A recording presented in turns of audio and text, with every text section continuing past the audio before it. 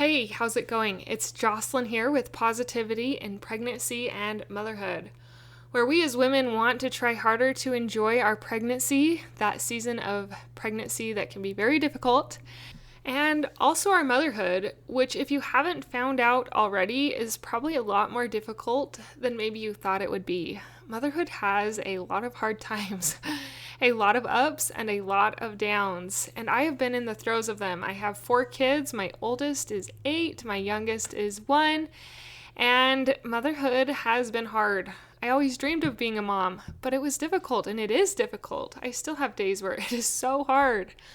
But I've found mindset tips, tricks, and hacks that have helped me to enjoy it better. I'm not perfect at it, and our home is not perfect. But me personally, as a mom, I have found a much deeper level of satisfaction and happiness through changing my thoughts. And I want to help you do the same. Thank you for joining. If you think of someone during this podcast episode, will you share it with them? Share it with your mom friends who are struggling. When you meet at the park and they tell you all the areas that are so hard for them in their mom life. Tell them about the Positivity in Pregnancy and Motherhood podcast. Thank you much.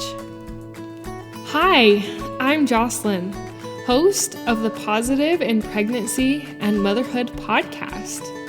I help pregnant women and mothers to find positivity in their season of life through changing their thoughts to work for them and not against them. I help mothers find the small, doable steps in thought and action without making drastic changes to their everyday mom life. And I can help you. Thanks for joining. All right, I am really excited to talk about today's topic because I have been neglecting this topic. It has been put on the back burner. But today we are going to talk about the power of taking care of mom, which means, in other words, the power of taking care of you. As moms, especially as moms of littles, we get busy meeting everybody else's needs.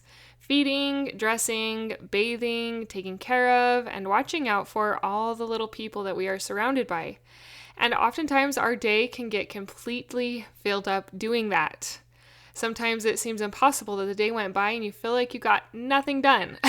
But nonetheless, nothing is still done. And you're frazzled and frustrated and kind of upset, if you will, that nothing happened. Today I want to talk about the power of taking care of you. As I just mentioned in that little intro, that it's not easy because we have to meet a lot of other people's needs, and sometimes it feels like those needs even have to come before ours. But you will be a much happier mother if you take care of yourself.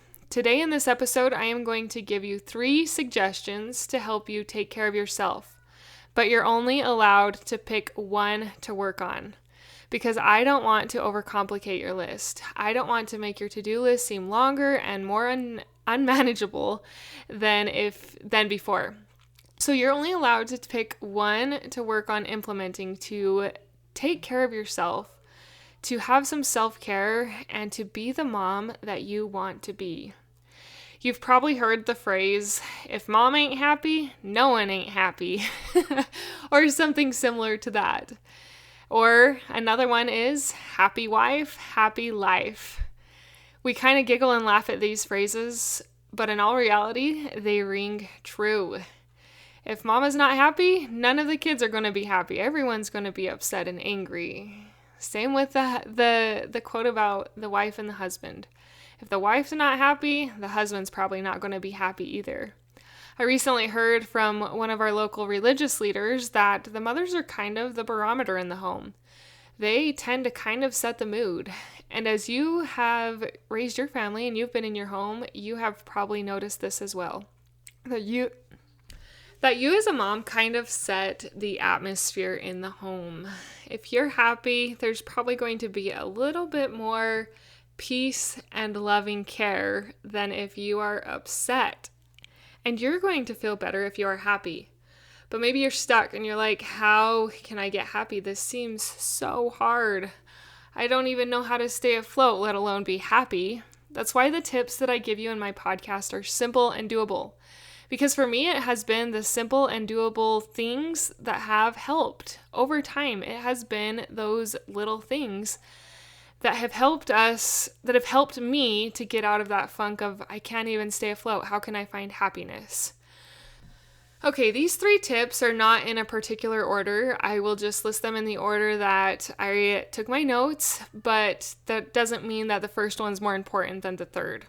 I want you to do the one that rings true to you, or that weighs on your heart, like, yeah, I want to do that and I can do that. That seems implementable. So if that rings true to you with this first one, do it. Or if it rings true to you on the third one, implement the third one. But the first tip is to go outside. Relocate yourself. If you're kind of feeling unhappy and you want to take care of yourself, go outside. Even if it's raining, even if the sun is really hot, just go outside for a few minutes. Being outside in nature and in the sun or in the rain or in weather can, in my experience anyway, has really helped me to find deeper gratitude. On the days when I am stuck inside and I'm stuck in my mess, I kind of feel like a mess, and then I start acting like a mess. But as I go outside more often, even just for a brief walk, even to get the mail, and it helps me a lot to be a happier person and to take care of myself. So it's super simple, but go outside to take care of you, because taking care of you will take care of everyone else. Give it a try and see if this simple tip helps. The next tip that I have for you is to move yourself, even just 10 minutes. Go for 10 minutes a day, and if that's too much, do 1 minute of something. But implement some type of body movement, something that you like, something that you enjoy, even as simple as walking. Walking is so powerful in exercise and clearing your mind and kind of helping you to refocus. I know after I do even just a 10-minute Pilates exercise online, I feel so energized and refreshed and like I can handle things a little better and feel a little bit more happy. There are those endorphins that exercise lets off, and they are powerful. They are powerful in taking care of mom and taking care of you. Sometimes this takes planning. It takes intentionality. Maybe it even takes doing it with your kids so that you can get it done. Nonetheless, do it, because as you take care of you, you are going to be happier. You are going to be the person that you desire to be, and it is going to be powerful when you show your kids how you take care of you. The third step is to learn. Maybe you've been interested in something for a while, but haven't learned about it. Take a few minutes each day to learn or read about something that you are interested in. Learning can be an exciting and exhilarating process, but sometimes we get so wrapped up in all the things we have to do for the other people in our household that we don't take time to learn the things that we want to do. It doesn't take an extended amount of time. Even just a few minutes on a web search that you've been wanting to look up, in a book that you've been desiring to read, or a tutorial that you have wanted to learn more about. And learn. You will take care of yourself better if you learn, and it will be a lot more fun. Now, some people might say, I don't want to take too much care of myself because then I'll get used to it, and I don't want to go to the extreme of putting myself so far ahead of others that I don't take care of my family. Now, that's kind of like way on the other end of the spectrum, but you kind of see that picture that I'm painting of why your brain will try to rationalize that you shouldn't do these things. It doesn't want you to get used to them in fear of not being able to do them. Nonetheless, I am guessing that most moms that are listening to this podcast do not have that problem of taking that to the extreme. We probably are struggling to meet the bare minimum of self-care. That is why I want to encourage you to take care of yourself. It is powerful in transforming you, your mind, your family, and your happiness. There are so many other ways that you can take care of you. If you come up with some good ones, please share them with me. Send me an email and let me know what tips help you to take care of you, that help you to find more happiness. My email address is always in the show notes, and I appreciate you taking the time to listen. So we are going to sum up today of the power of taking care of you and how powerful it is if you can give yourself a few minutes to do some simple things. Now I'm going to give you a reminder, you're only allowed to pick one because I don't want to overwhelm you, but I want you to start with one small and simple thing because it can help bring great things to pass. The first is to go outside.